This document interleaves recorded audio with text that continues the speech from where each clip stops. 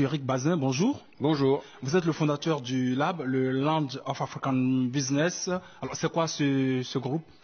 C'est juste un petit clin d'œil à l'histoire, c'est juste un petit clin d'œil au COP, c'est juste un petit clin d'œil aux Nations Unies, au ministère des Affaires étrangères français.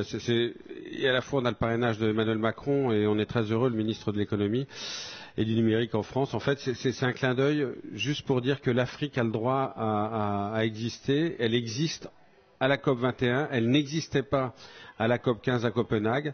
Il fallait, je pense, initier, créer, réaliser un lieu de tragédie avec une unité de lieu, une unité de temps et une unité à la fois d'acteurs. Et le Lab, c'est juste ça. Et le Lab, c'est surtout aussi la vitrine d'une Afrique innovante et performante, avec une jeunesse qui a envie de dire mais la place, c'est pour nous, on est là, entendez-nous. Alors, pendant 10 jours, vous avez réuni les entreprises, la société civile et les décideurs politiques. Alors, quel bilan faites-vous au moment où la COP s'achève? Il y a eu beaucoup de conférences. Quel bilan vous en faites? Déjà, le bilan, il est bon. Il est bon parce que les hommes et les femmes venus d'Afrique nous ont rendu visite, nous ont consacré du temps et se sont arrêtés dans cette course folle qu'a été la COP 21 et le Bourget. Ils sont venus, ils ont vu et ils ont vaincu. C'est-à-dire qu'en fait, ils ont surtout rencontré, puisque les ateliers de la Terre et le Lab en particulier, le Land of African Business, c'est exactement ça.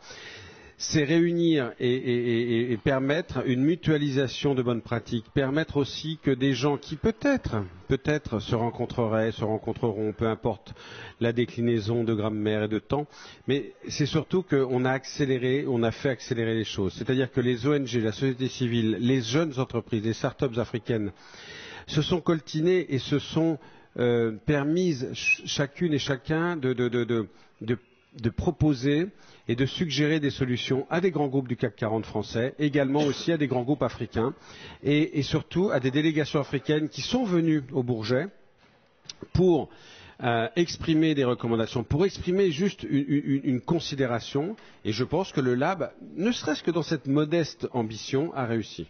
Vous êtes donc satisfait de cette manifestation? Vous savez, moi je suis un éternel satisfait. Donc voilà, la déception ne fait pas partie de ma vie, parce que si on s'arrête à cela, on n'y arrive pas. Moi je suis extrêmement heureux. Alors oui, effectivement, j'ai des regrets de voir qu'au Bourget, on n'avance pas comme il faudrait. J'ai des regrets de voir qu'effectivement, les délégations qui nous avaient promis d'être là ne sont pas là. Mais à la fois, peu importe, d'autres sont venus. Et puis surtout, encore une fois, la jeunesse africaine était là. Donc des regrets, non, j'en ai pas. Merci à vous, Monsieur Bazin. Merci beaucoup.